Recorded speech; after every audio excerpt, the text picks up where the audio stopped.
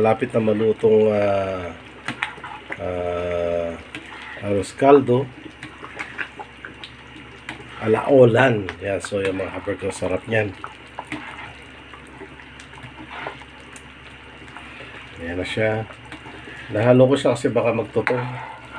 Kaya kailangan may halo-haloin mga kaberks para hindi siya matutong. So ang prosesong ginawa ko dyan mga kaberks, ang una,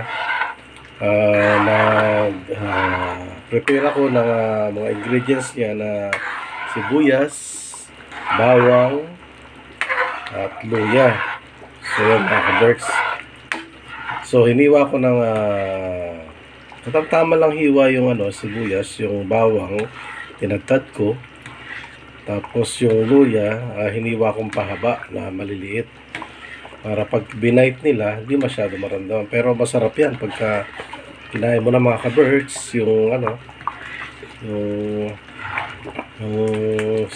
yung sama-sama na siya, yung sibuyas, bawang, luya mga kaberks. So yan, nilagyan ko siya ng chicken. So yan, ng chicken siya. Kaberks, yan. Malapit na maluto to. Medyo pumuputok-putok na yung kanyang malagkit mga kaberks. So yung process, yung ginisa ko muna yung bawang muna, tapos sibuyas. Na medyo brown na yung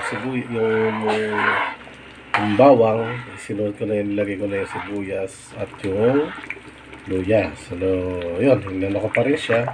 Ginisa ko ng ginisa hanggang sa maging brown na rin yung sibuyas at saka yung luya. So katapos nun ay hinulog ko na yung chicken para kumapit yung chicken, yung lasa ng sibuyas, bawang at paminta.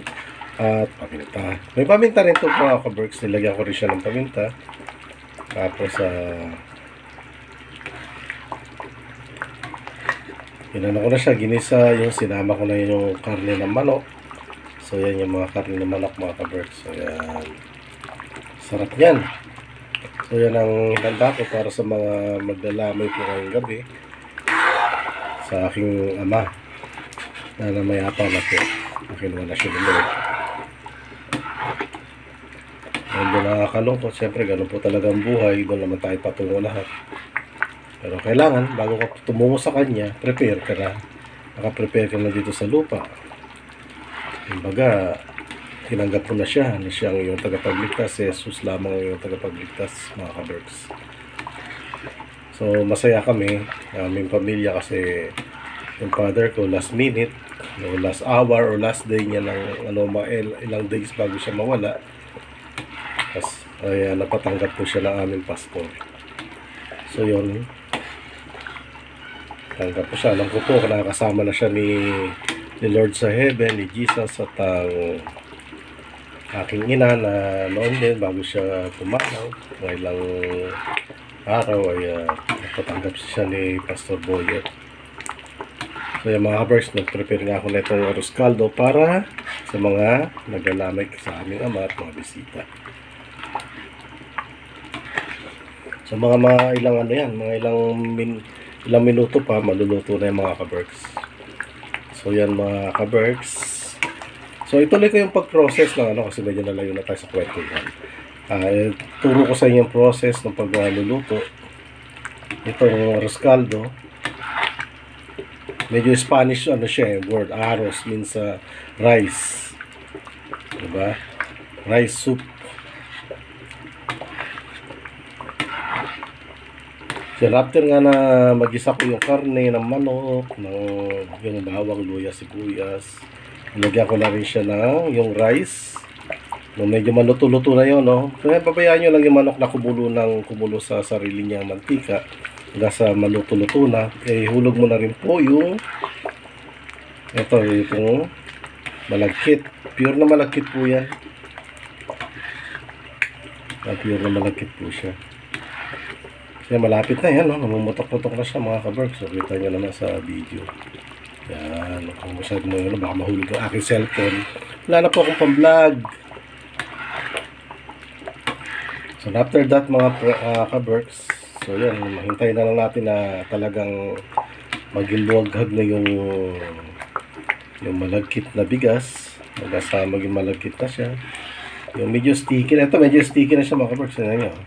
Pag nilalaglag mo siya, ayan, o, diba? Dahan-dahan na siyang unlike pag di pa siya luto, yung bigas, diretso lang yan. Diretso lang siya malalaglag mga kaberks yan. Pero ito hindi, malapit na siya maluto. So, inahalo ko na siya kasi baka magtutong. Hindi rin maganda pagka nagtutong kasi mapait siya. Magiging mapait yung rice. So, yan, kailangan halo-haloin mo siya.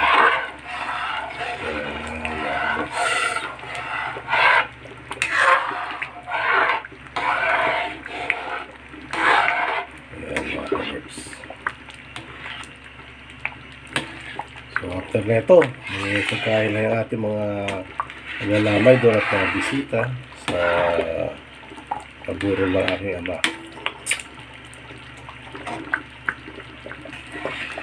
Maraming salamat po sa inyo sa aking pagtangkilik niyo po sa aking vlog. Sana po ay huwag niyo po kalimutan na mag-subscribe, mag-share at mag-like ng aking mga videos. Tulungan niyo po ako ma-reach po yung aking watch hour at ma-monetize na po ako mga kaberks. Para sa ganun po ay pag na-monetize na tayo at gumanda ang ating kita, ay marami tayong matutulungan na ating mga kapamilya, mga kaibigan, at syempre mga kababayan.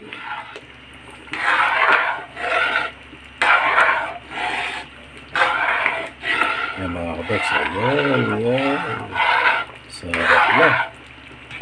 Oh. Matalsik-talsik na nga siya, masakit yung kasi kumakapit na.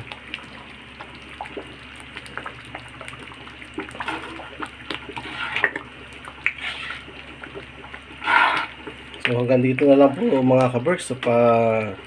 At titikman ko muna to kung okay na yung rice niya, yung malagkit, kung luto na.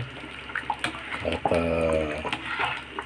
huwag niyo pong kalimutan na i-like po ulit ang aking mga videos, i-share niyo po at syempre po i-subscribe niyo po para po madagdagan po yung aking mga subscribers. Maraming salamat po sa inyo mga kaberks. At magandang araw po kung saan ng panig mo kayo ng mundo. O magandang gabi kung saan po kayong panig ng mundo ngayon. Naroroon, nanonood dito aking video. At pagpalain po kayong lahat ng Panginoong Jesus. At God bless all po sa inyo lahat. At shoutout po mag-shoutout ko po si Ma'am Lynn. Ma'am Lynn Tech po. Supportahan din po natin si Ma'am Lynn kahit po sa panoorin po natin yung kanyang mga videos, yung kanyang vlog sa YouTube channel niya na Lintek. At yan din po, shoutout din po kay Brother Danny Castillo na nasa Canada. Ingat ka lagi dyan bro. Thank you very much. God bless you more. Ganun din po si Ma'am Lintek na nasa Holland. God bless you po madam. Ingat po kayo palagi. At sa Team Lintek, talagang Lintek tayo pag nagsama-sama. Malakas ang puwersa. God bless po sa lahat ng Team Lintek at kay Ma'am Lynn. God bless po sa ating mga kaibigan dyan sa ibang bansa na nanonood po ng aking mga vlogs. Maraming salamat po. Suportahan po natin ng Team Lintek. At syempre, mag-ingat po kayo palagi kung saan mo kayo naroon sa inyong work, sa inyong trabaho, sa inyong mga pinupuntahan. At pagpalain po kayo ng marami ni Lord. Maraming salamat po. God bless po sa inyong lahat. At ito po ay susunod na vlog po ulit. Abangan niyo po. Maraming salamat po. Thank you. God bless us all. Magandang gabi po sa inyo lahat. So, ito po si Olan Vlog. Sa ngayon po medyo mainit dito. Pasensya na po kayo medyo wala akong shirt kasi nagluluto ako ngayon ng arroz caldo para sa aking ama. Pasensya na kayo. Hindi ko na umpisahan yung pagkuha ng video kasi nakalimutan ko. Sayang. Pero anyway, pinahabol ko pa rin. Ito, para makita nyo. Ang almost finished product na luto na arroz caldo. So, simple lang naman. So, ito, tingnan nyo mga kaberks.